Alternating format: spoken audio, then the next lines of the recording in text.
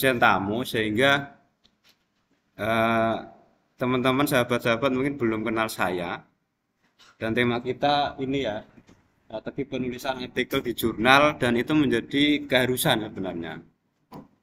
Nama saya ini Hamidullah Ibda, dipanggil Mas boleh, Dik ya boleh ya, atau Pak Ibda itu boleh ya.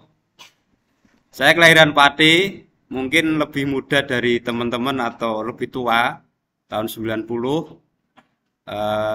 Itu pekerjaan saya pernah di partai politik, pernah di fraksi KPU, pernah di jurnalis, sekarang di Wisnu Temanggung ya, kita satu rumpun sebenarnya. Dan pernah juga jadi direktur PJS dan Dewan Pengawas Lembaga Penyiaran Publik Lokal Temanggung TV. Rumah saya Sampangan, dekat sekali dengan sini ya, depan Masjid Baitul Mutakin situ. Saya S1-nya PGMI di dulu IAIN ya. Saya lulus itu masih IAIN Wali Songo. Kemudian S2-nya Pendidikan Dasar dan yang terakhir kemarin awal tahun lulus dari S3 Pendidikan Dasar FIPP UNY. Nah, ini aktivitas saya di jurnal internasional tidak fokus ya, ini ada 30-an, sekitar 16 negara di reviewer.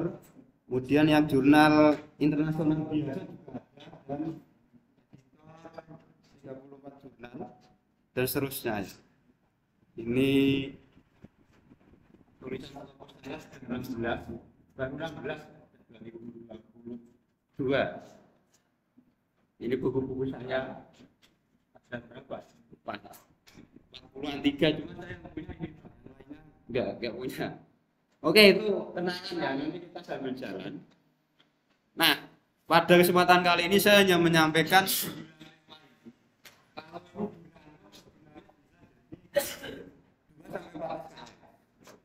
tapi karena waktunya singkat ada rapat ya di Kominfo. Kominfo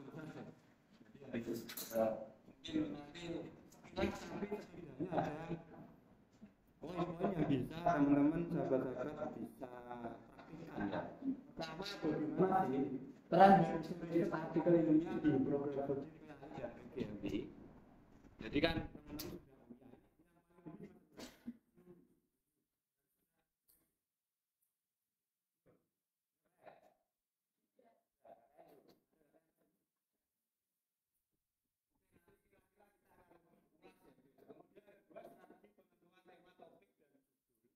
karena ini juga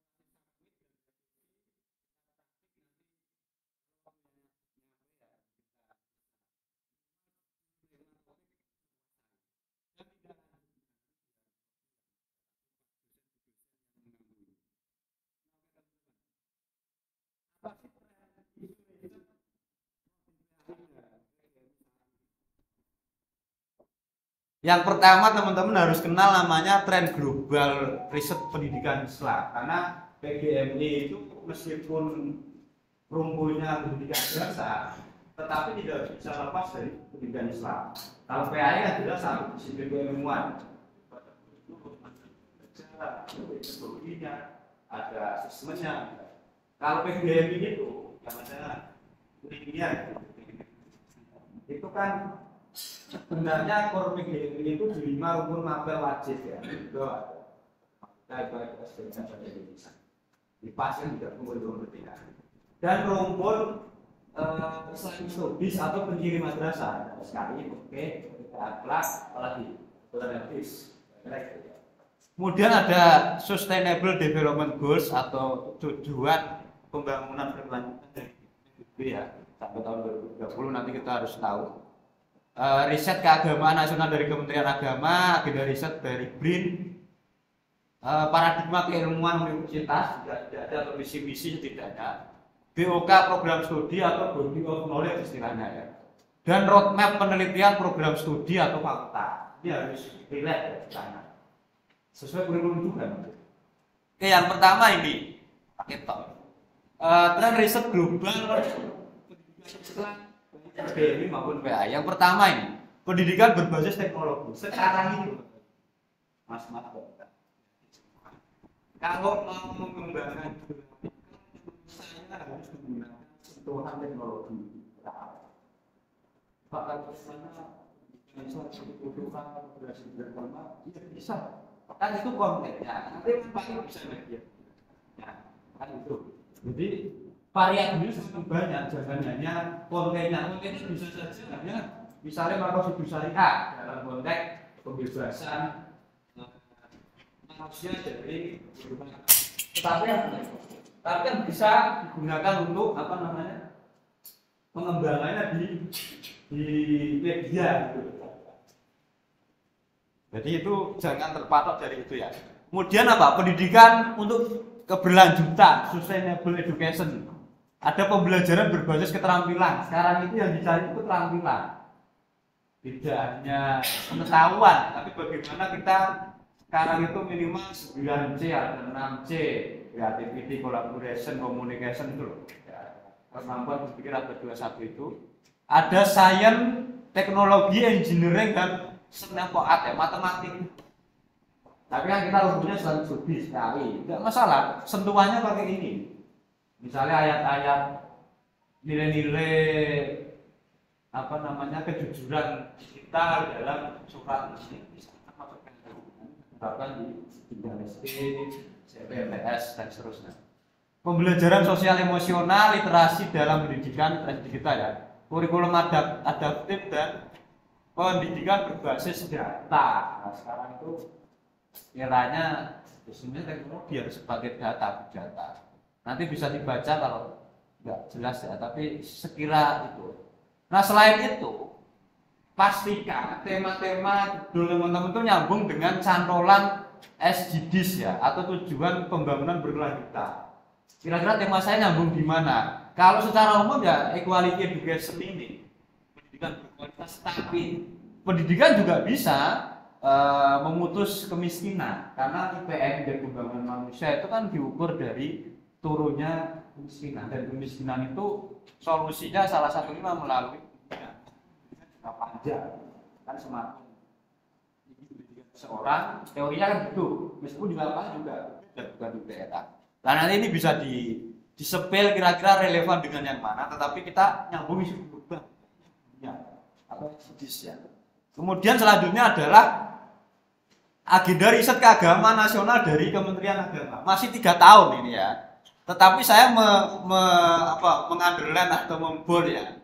Kita hanya nyambung di wilayah ini, Islamic Studies atau pendidikan agama Islam maupun PGMI, urusannya dengan negara, agama dan masyarakat. Misalnya pendidikan berbasis masyarakat untuk anak-anak SDOP atau sekarang muncul TAM itu juga bisa. Keragaman etnis, budaya, sosial, tradisi keagamaan ada masuk agenda riset keagamaan nasional. Studi kawasan dan globalisasi termasuk. Dan yang paling nyambung itu ini sebenarnya tradisi pesantren dalam konteks masyarakat Indonesia dan pengembangan pendidikan. Adapun yang tema seterusnya ini kan urusannya lebih lain.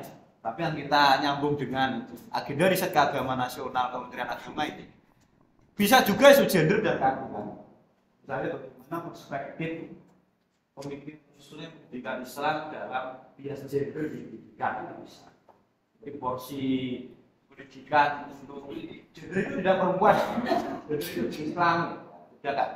Kemudian kesejahteraan sosial dalam masyarakat, lingkungan dan pengembangan teknologi tadi.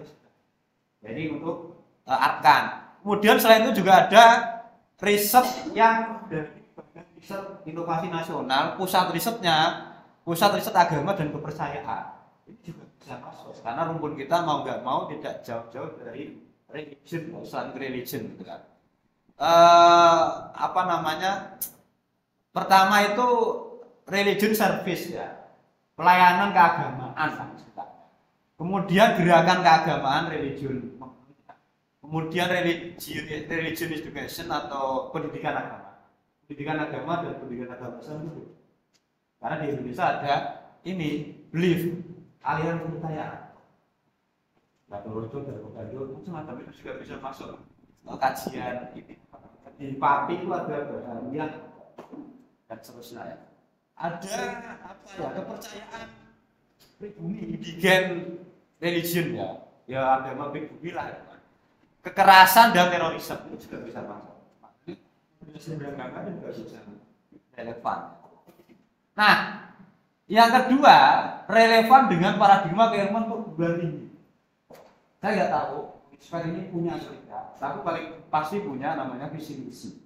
Direlevansikan, kira-kira yang dengan visi misi Isfat atau FKI ya. Saya contohkan, ini UIN Sunan Kalijogo punya paradigma namanya yang mengembangkan adalah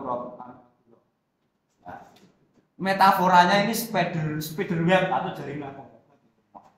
Owen Walisno punya namanya Unity of Science in English ya, yang punya paradigmanya kesatuan ilmu. Ini diambil dari Al-Ghazali ya.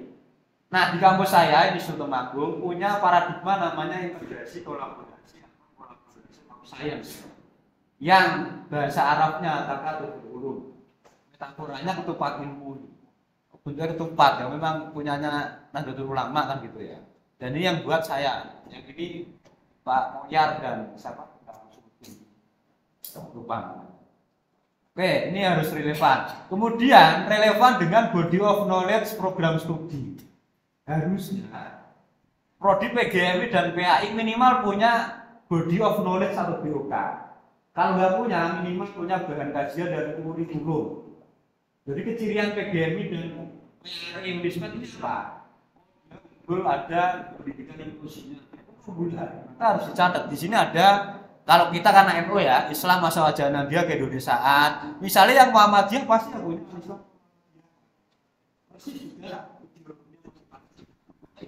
Jadi namanya body of knowledge ya. Ini ada kesehatan olahraga karena ada PGMI. Olahraga dan seterusnya. Literasi sastra, sains, matematika ya, ilmu pengetahuan sosial, Islam metodis, budaya seni, ICT kompetensi framework for teachers ya, UNESCO dan seterusnya. Ini untuk memunculkan kurikulum.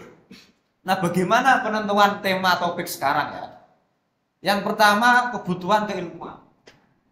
Jangan sampai tema topik kita itu tidak nyambung dengan PAI atau masalahku saya pengen membahas kopi ini Pak. Iya ini kaduran. Hobi itu kadang kita ini ya, saya menemukan banyak mahasiswa sudah mau menyusun skripsi itu nggak nyambung dengan prodinya. Sebenarnya ini ya bisa disuruh kayak gitu. Prodi PAI bahas demokrasi, demokrasi Islam nanti direlevansikan dengan pendidikan pembelajaran, nggak masalah takutnya.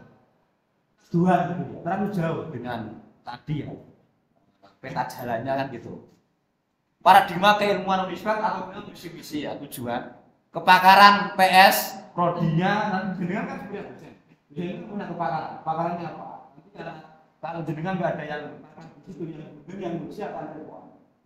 Kemudian tren riset publikasi global indeks fokus apa? Ya tadi teknologi, pendidikan adaptif dan seterusnya ya. Arkan Kemenak, roadmap riset, kebutuhan editor jurnal, karena kita sama juga. Kolaborasi dengan peneliti luar negeri kalau ada. Karena nanti kan bedakan penulisan artikel ilmiah untuk tugas akhir dengan yang karena kalau tugas saya kan sudah tersistem ada pemikirnya. Gitu ya. kolaborasi dengan lintas disiplin. Ya nanti pembimbing itu pasti beda keilmuan. Yang apa? Pembimbing satu biasanya ngomong konten, yang pembimbing dua metodologi, misalnya gitu ya. Kemudian sesuaikan dengan roadmap penelitian personal. Kira-kira dengan ini kan harus punya penelitian personal. Ya kalau meneliti ini kan ada enggak? Ya, harus ada setelah materi ini. Jangan sampai setelah materi ini ada aku malah bingung ya. Karena setelah materi kali ini teman-teman bingung kalau saja pertemuan ini ayo ya maka harus punya. Saya harus gini nanti makanya selain saya tanya temanya apa ini sesuai passionnya apa. Saya senang ini Pak, apa namanya pendidikan multidisiplin atau multikultur yang tidak itu aja, tapi nanti diintegrasikan dengan PGMI atau PAISW sesuaikan BOK Prodi tadi ya sudah. Nah kalau saya mereview, analisis dan mengumpulkan teman-teman ya, ada beberapa trend riset artikel PGMI atau PGMI. Kenapa saya ada PGMI? Karena nggak bisa lepas dua. Pertama apa? Pengembangan kurikulum dan pembelajaran berbasis kompetensi. Sekarang itu yang kuatkan kementerian atau bukan saja memang kompetensi. Dimana itu bisa saja S2 S3, tapi kalau nggak punya keahlian, ini sama saja nggak dipilih orang. Karena sarjana apalagi muncul banyak sekali. Tapi sarjana PGMI, PAI dari lulusan Uniswed yang bisa misalnya kita yang bisa nulis artikel, yang bisa bercerita mendongeng itu punya nilai plus. Makanya sekarang mendongeng di SDM itu laku dan tidak semua kota itu ada. Pendongeng itu mahal, ya toh? Dan itu pasti laris tanggapan terus. Bisa dijual, bisa jadi gaji gurunya lebih tinggi daripada lebih rendah. Maulid Nabi, halal, macam. Di sini itu ada kekuatan dari juga nanti bawa bukti itu kompetensi dan bisa dilatih. Dengan punya keahlian apa ditekuni di dalam, jangan di los.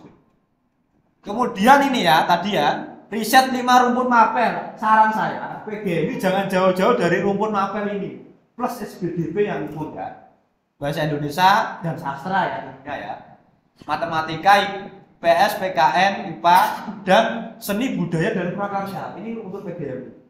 PGMI ini sudah semester berapa? Mana ya PGMI? Enggak ada. Semester 7 maksimal. Yang rendah semester berapa? 3. Oke. Ini kalau PGMI karena informasinya saya kemarin PGMI dan PAI gitu ya. Kalau nggak ada ya saya skip aja. Ada model pembelajaran, deep learning, machine learning, dan AI. Sekarang kena itu Pak. Kemudian peningkatan kompetensi guru abad. Ya sekarang abad jadinya apa? Abad 21 lah ya masih lah ya. Literasi numerasi, anak berkebutuhan khusus, pendidikan multikultural, toleransi dan penilaian evaluasi. Ini yang PAI ya. Pendekatan digital dalam pembelajaran. Mau tidak mau. Nah, itu digital sangat diperlukan. Tidak bisa tidak itu. Integrasi sains dan agama nanti bisa. Sekarang kan tidak hanya monodisipliner. Jadi kan meskipun PAI harus belajar tentang biologi, kimia, pertanian, pertambangan. Karena sekarang tidak hanya satu monodisipliner, tapi harus multidisipliner. Bahkan transdisipliner. Dari multidisiplin gitu kira-kira. Kemudian pengembangan kurikulum berbasis karakter Islami. Ini juga penting. Kan acuannya P5 terus, profil penelitian. Kan ada PPR kan sudah punya itu atau yang lain kan ada nilai-nilai secara universal dari Al-Qur'an, Sunnah dan seterusnya ya. Moderasi beragama masih laku ya. Kemudian pendekatan, tipe ini. Pendekatan model metode pembelajaran kreatif, inovatif, kooperatif, dan sekarang kan deep learning yang masih yang sudah in kan gitu ya. Ini yang saya tulis di belakang. Pendidikan lingkungan, green religion, dan riset tentang tambang ya, temanya green religion dan geologi. Nah, itu menarik itu, belum ada, jarang. Kemudian pendidikan lingkungan berbasis nilai Islam tadi ya. Transformasi guru PAI di era Society 5.0. Ini juga menarik ya. Kajian gender dalam PAI deep learning ya, dalam pembelajaran PAI kan ada mindful learning, meaningful learning, sama joyful learning. Paradigmanya yang diacu Prof. Putih assessment yang baru kan itu. Kemudian inovasi dan metode model dalam pembelajaran deep learning, machine learning, dan AI. Ini nanti bisa diturunkan teman-teman di judul. Nah, nanti kita simulasi juga. Oke, so gimana penerapan tema topik judul di pendidikan? Misalnya tema saya adalah digitalisasi pendidikan kita. Topiknya apa? Oh, sudah spesifik pembelajaran PAI berbasis digital. Lebih spesifik lagi jadi judul pengembangan game digital dengan geniali dalam pembelajaran PAI di SMP. Bedakan tema, topik, dan judul. Bisa ya? Bisa dipraktikan? Bisa? Saya beri waktu 5 menit. Karena ini tidak teori. Urat-urat di bukunya masing-masing. Tentukan temanya apa? Temanya bisa ini, monggo saya beri. Susun topiknya apa dan judulnya. Sebelum itu saya lanjutkan ada tentu judul. Berarti langsung ke sini ada ya. Ini temanya. Dicatat, difoto, silakan. Karena materinya kita sampaikan. Misalnya saya mau pembelajaran kajian gender, Pak. Oke. Berarti kan analisis pemikiran Fatimah Nernisi dalam pendidikan agama Islam berbasis gender itu bisa. Analisis pemikiran siapa itu dalam pendidikan agama Islam berbasis gender itu bisa. Jadi jangan bingung. Misalnya apalagi moderasi beragama ini sadaya. Ya, akhir banget. Pengembangan kurikulum lah. Kurikulum sekarang kan sudah deep learning. Ini ternyata masih baru. Menurut saya teman-teman, ini bisa ada yang mengangkat deep learning. Implementasi deep learning dalam pembelajaran PAI di SD ini bisa jadi banyak. Nanti bisa deep learning bukan kurikulum, tapi dia coach, pendekatan pembelajaran. Bukan kurikulum, kurikulumnya masih kurikulum merdeka. Dan itu sudah apa? Kemarin saya sampaikan materi itu di PGRI Gajah Mungkur ya, saya yang di sini. Materi itu deep learning bukan kurikulum. Oke, sudah dicatat. Sekarang contohnya ini tadi. Temanya apa, topiknya apa, judulnya apa. 5 menit dari sekarang ya, dari jam tangan saya. Kalau sudah ketemu judul, nanti kita bedah struktur artikelnya. Jadi setelah materi ini, kuliah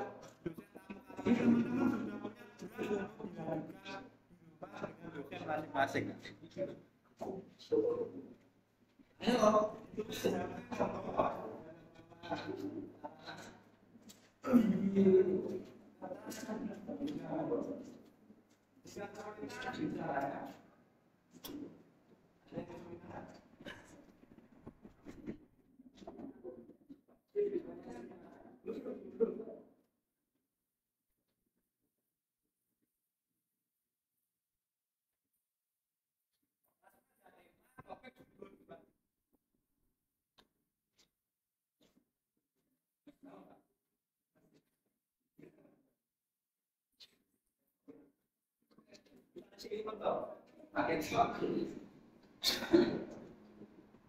Masih sudah apa temanya? Temanya nggak harus ini ya teman-teman ya. Ini kan contoh tren riset atau tema riset yang saya kaji. Gitu. Kalau teman-teman punya tren riset lain, misalnya kita kuning, ya silakan nggak apa-apa. Tapi nanti temanya pendidikan pesantren kan itu. Topiknya apa? Penerapan kitab kuning dalam pembelajaran. Judulnya silakan pindah kiri. Misalnya analisis pendidikan adab perspektif Kiai Haji Hasyim Asy'ari dalam kitab Adabul Alim wal Muta'alim bisa. Kan itu analisis pendidikan karakter perspektif Syekh Zanuji dalam kitab Ta'limul Muta'alim. Kan masih masuk pendidikan agama Islam. Ada contoh ya kira-kira ya gambarannya ya. Nah itu tinggal diganti kitabnya kan sudah jadi tema banyak. Gak usah bingung-bingung. Oke ya, saya kembali ke sini. Oke, sudah jalan 2 menit.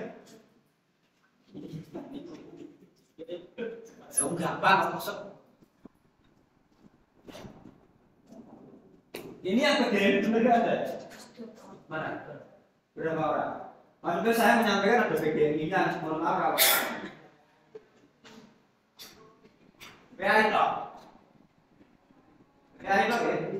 Oke, nanti nggak saya sampaikan PGRI. 3 menit.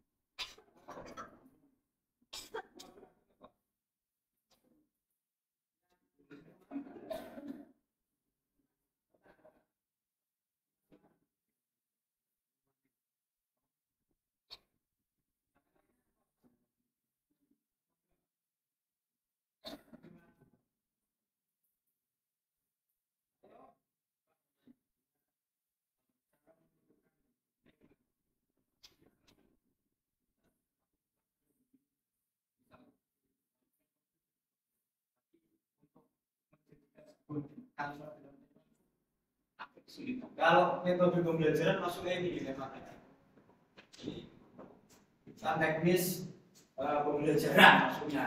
Pembelajaran itu ada pendekatan, model, metode, strategi, teknik, kiat pembelajaran. Tapi kalau sudah fokus metode pembelajaran, berarti temanya pendekatan model ini. Topiknya metode pembelajaran. Dulunya apa?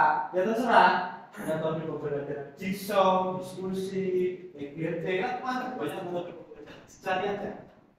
Apakah yang active learning, comparative learning, contextual thinking learning, sampai ya. Makanya kalau kita juga menguasai udah banyak baca, itu contohnya ya. Nah, dengan mau metodenya kayak apa?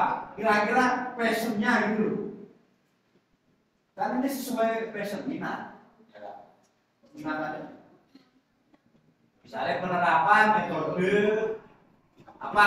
Metode active learning dalam metode ED ya bisa. Nah, nanti soal dalam kuasa biar dosen pak dosen ya ngaji pelajaran saya juga gitu. Oke, 4 menit. Kalau teori itu beda, bisa praktik sebenarnya. Karena nanti harus ada aplikasi yang di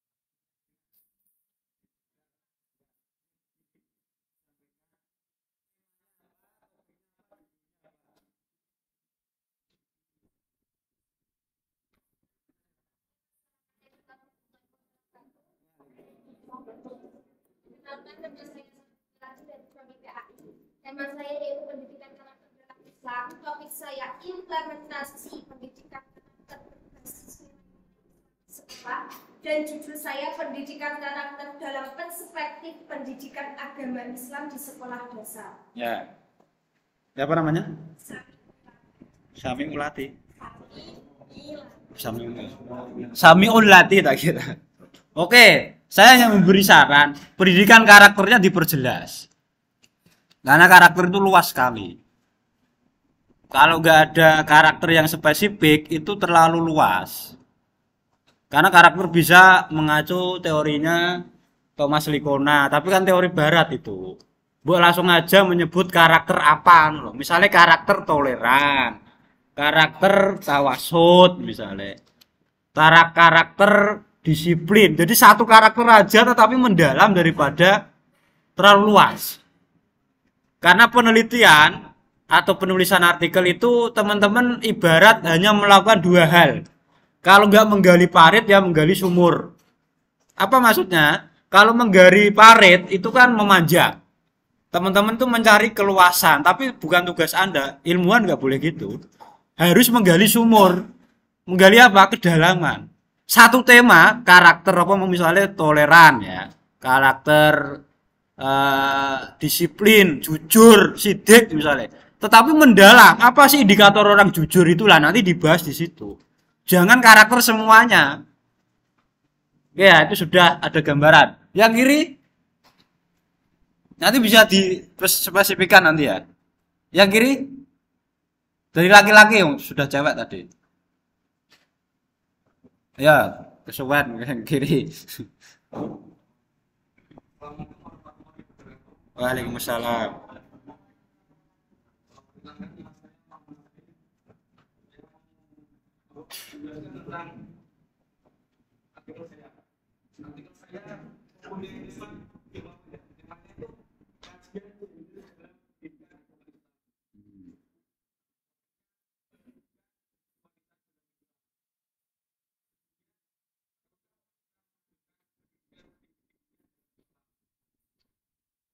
Oke.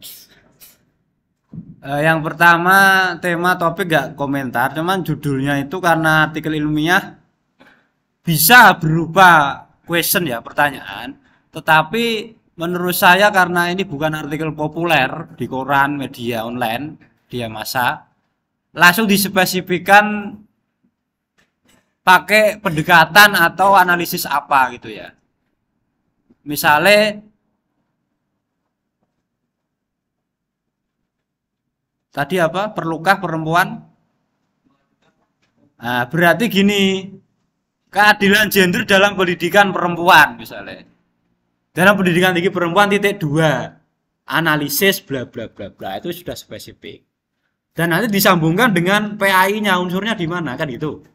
Nggak bisa secara umum. Kalau secara umum teman-teman jurusannya ilmu sosial, bukan pendidikan agama Islam. Kan gitu kira-kira. Gitu ya. Oke, satu lagi ada enggak? Sebelah kiri.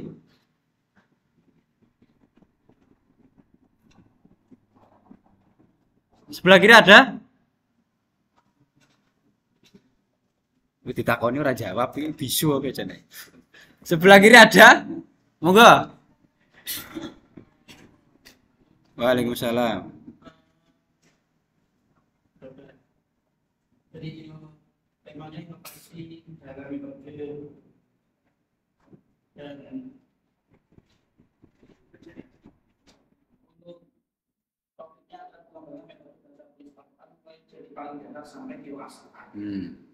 Ulang judulnya analisis pembelajaran pentingnya pembelajaran berbasis Al-Quran mulai dari tingkat qiraati yang murah sampai nanti mengenal qiraat sama.